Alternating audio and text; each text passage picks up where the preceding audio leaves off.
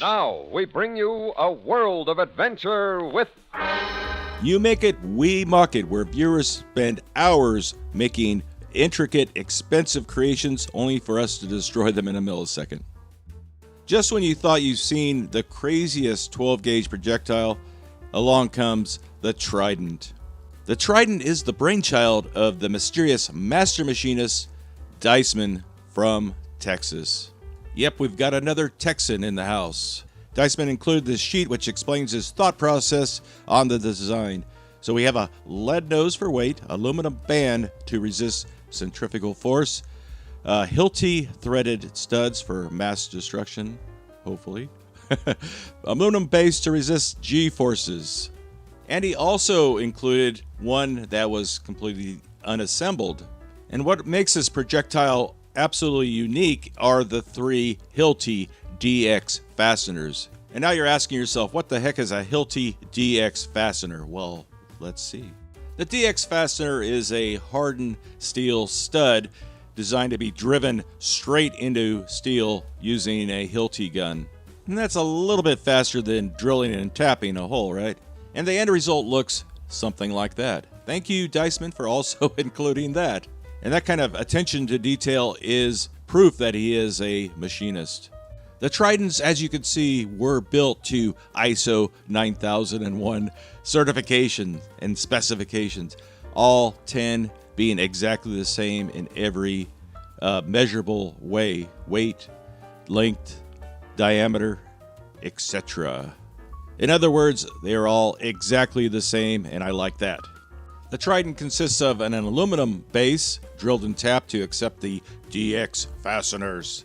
And up top we've got the lead nose, which has a thin aluminum band around it.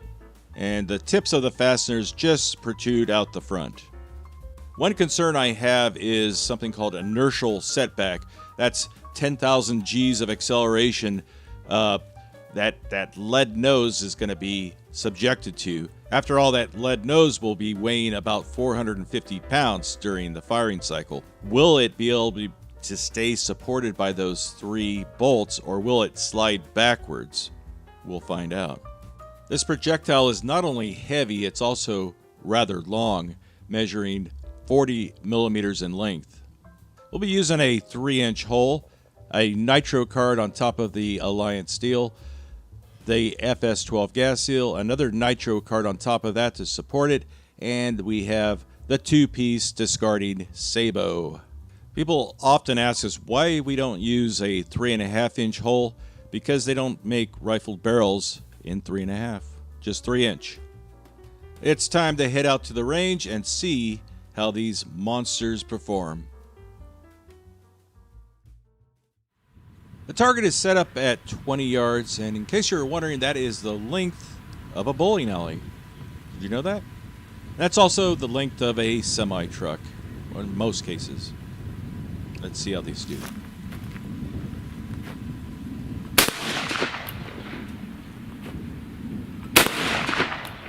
Whew. I gotta say, that is a beautiful flight, traveling at around 1,400 feet per second, or 426 meters per second. And just hitting that sticker from 20 yards away is quite a feat itself for a first shot. And on a side note, that Taufledermaus sticker is still stuck to that vest. That's quality there, baby. Let's see if we can recover the slug from that Kevlar vest. Well, the vest did manage to capture the slug, but the 3 prongs, look at that. Let's zoom in a little bit here. They did manage to penetrate that and into the shirt and into the chest of that dummy. I gotta say, this is kind of a unique damage. We've never seen any slug perform like this before. Now let's see if we can get that thing out of that Kevlar vest and see what's left of it. Now, as you can see, we just clipped the very top of the sticker. I'm still really happy with that accuracy. Often we have to kind of chase our tails trying to figure out the peculiar ballistics of each slug. They don't always hit in the same exact spot. It's not like Call of Duty. But this is what the slug looks like after that gruesome impact. And just a reminder of what it looked like before and what it looks like after. Next target is the 30-pound lead plate. This is about 1.5 inches thick of solid lead. And I just recast this one just the other day. Let's see how it does. See how it does. It looks like it shot a little bit high. Well, we have another very satisfying, as the kids say, lead plate shot. But did it penetrate? Well, we have a little clue here. As we can see, one of the DX fasteners emerging underneath the table. And another one, if you look closely to the left there, that bounced off the ground and is flying off into orbit. Okay, so I was aiming here, and it shot a little bit high. So we're gonna have to play with that a little bit. I think I can see some light through there, though. Let's check that out. Oh, baby! Two of them penetrated. Third one is still in there. That's pretty remarkable. I think my table's about to fall over. These made it all the way through. This one did not, but fully penetrated the plate. That is a first, a triple penetration on the Talflater mouse show. I call that full penetration. You know, these are definitely they had penetration and some. So there you go. Very impressive lead plate shot with the Trident. Very, very unique round. I've never seen. I don't know what inspired him to design it this way, but it's a really interesting design, and you never know what these folks, these talented machinists and fabricators and craftsmen will come up with next. That's just absolutely impressive. Well, next up we have a 3/8 inch mild steel plate. Another gift from Brian from Northern California when he came down here. Let's see if we can get some kind of penetration on this really thick plate. I know there's no lead slug that'll go, you know, it'll put a dent in this, but it won't penetrate it.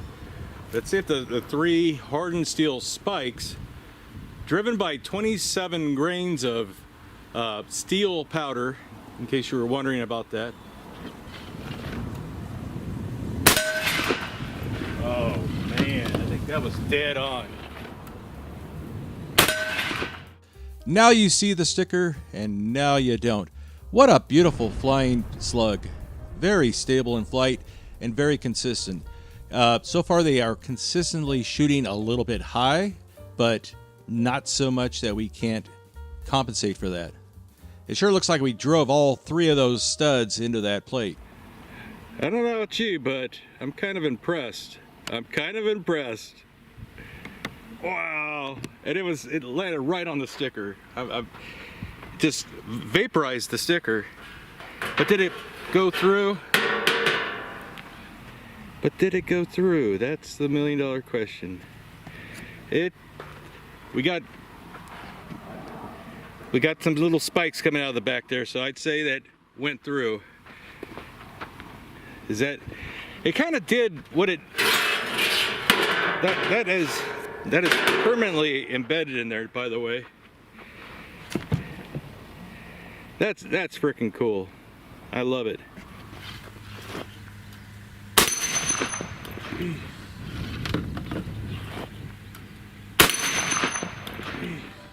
This is a very thick aluminum block, I believe 2 inches thick. Tremendous impact, and this one did not stick into it like it did with our steel plate. Just kind of spit it back out. Surprisingly, most of the slug was still in one piece, or it was recognizable, let's put it that way.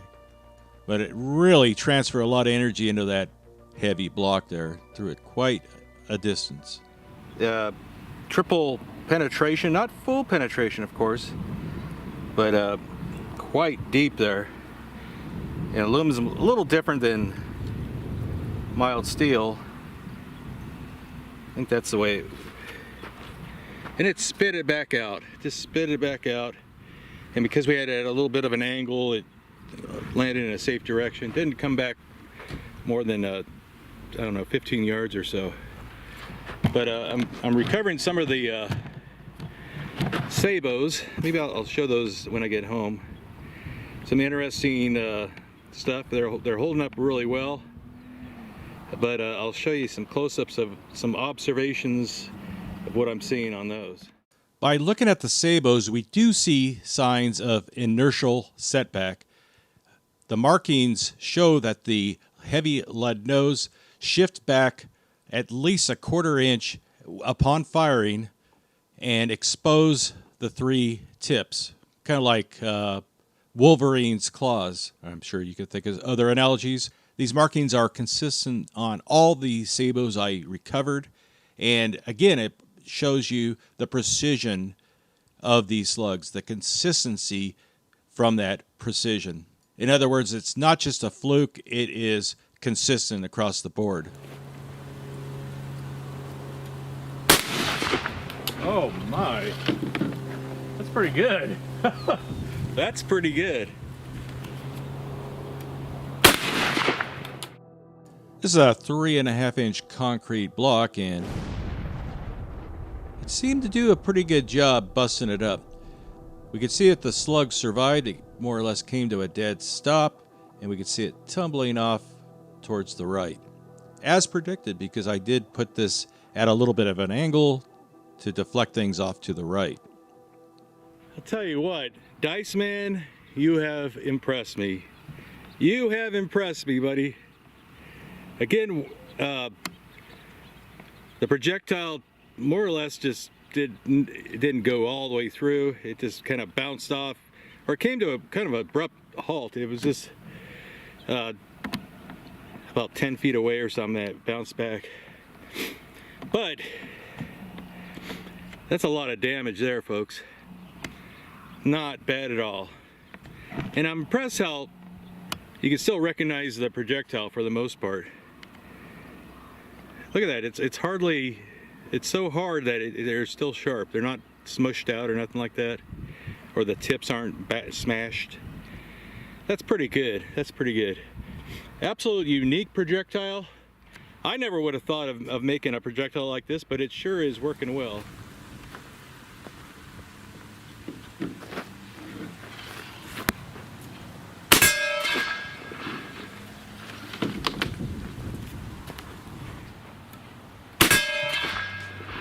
Now this is an AR-500 armored chest plate, and it appears that it defeated the Trident slug. Now I'm sure that many viewers, after watching it, what it would do to the other hard targets that we shot at, what it would do to an AR-500 chest plate, well, there you go. Now, like many of you, I gave this a pretty good chance of popping through that plate. It actually breaks through the plate. It doesn't actually pierce it. It like knocks out little chunks when it does defeat it. And we have defeated it with various slugs before. Oh, well, the AR-500 defeated these things. I thought there'd be a chance. Maybe with a little more velocity. I don't think I can get much more velocity with the weight of these things. But that's what it looks like, folks.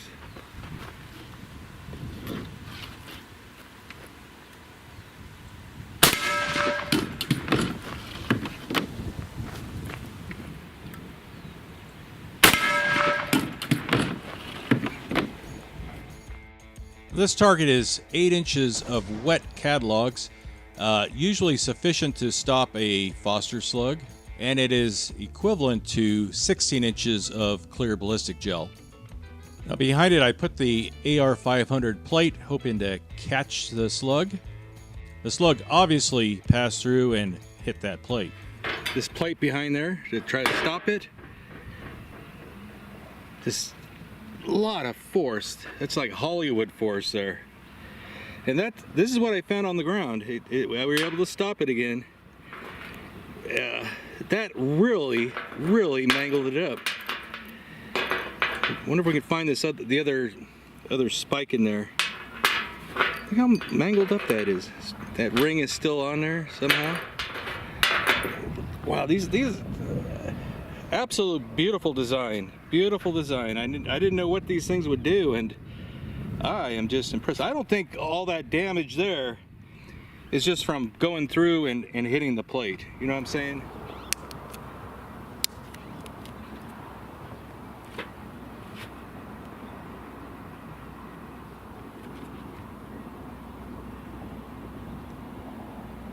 Let freedom ring.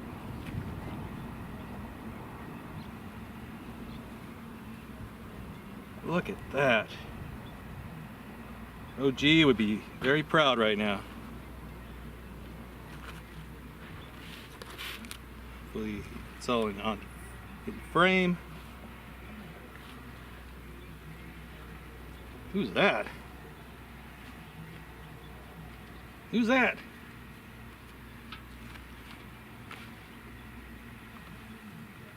Really cool shot.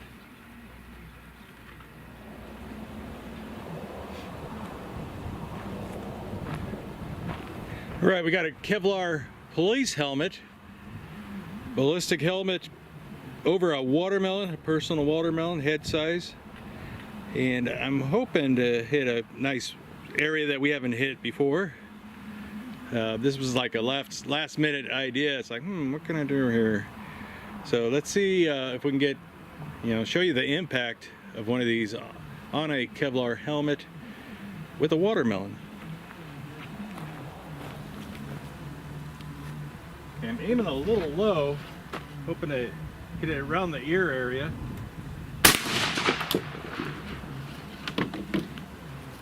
Hoping to hit it around the ear area.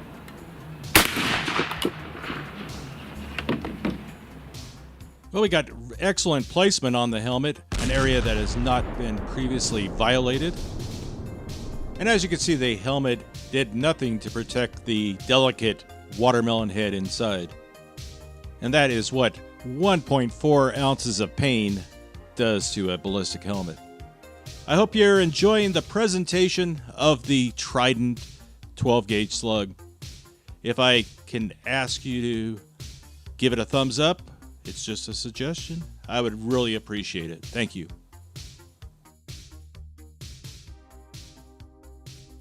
Shows you what, how painful it would have been if you were wearing that helmet and got shot with one of these slugs.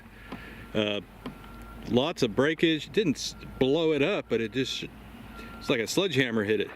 And then of course the helmet went on flying about 10 yards back or so. As I was aiming about right here. So again, it shot a little bit high, went right in there, and look at that. You get a better camera angle at that. I don't think I can get that out of there. But that's ugly. That is absolute one of the most unique slugs we've ever shot, I gotta tell you. He had a vision in his head of making a absolute unique slug using these 3 hardened Hilti studs that you drive into steel with a Hilti gun. And man, they are tough. They are very tough. We've hardly even seen any that were bent, much less the tips getting smushed or anything. So that's pretty cool. That is pretty cool. For the next shot, I have so much faith in these that we're going to try shooting these at 55 yards. And my goal here is to hit that 3-inch Taoflater mouse sticker. And you may be asking yourself, how can I get one of these cool Taoflater mouse stickers? Well, over on Patreon, I'm having monthly giveaways of sets of stickers, and each month I'll be adding more and more designs. And your chances of winning are actually quite good because not every Patreon supporter enters the race. Now I'm starting to ask for a little more help over on Patreon. I wouldn't ask if I didn't need it. Now I have a link in the description if you want to help support us. Thank you. And now back to our regularly scheduled program. Can we hit that sticker at 55 yards? Oh, baby.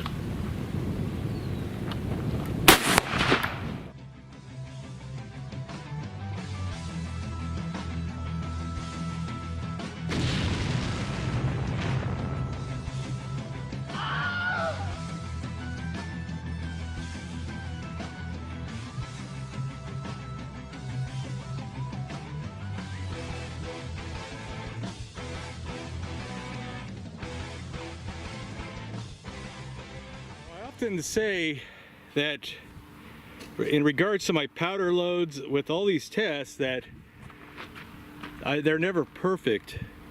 I might be close. Sometimes I'm not so close. Sometimes I screw it up. On this one, I think I'm very close. It's very close to perfection to get that kind of consistency and accuracy at 55 yards. I had one left. I only had one chance, and I think we got it. So and I think we actually hit the sticker. It was right next to the other one, right there. So and I was aiming right here, and that's how much we had to compensate. And again, it did basically what the first one did. It pierced the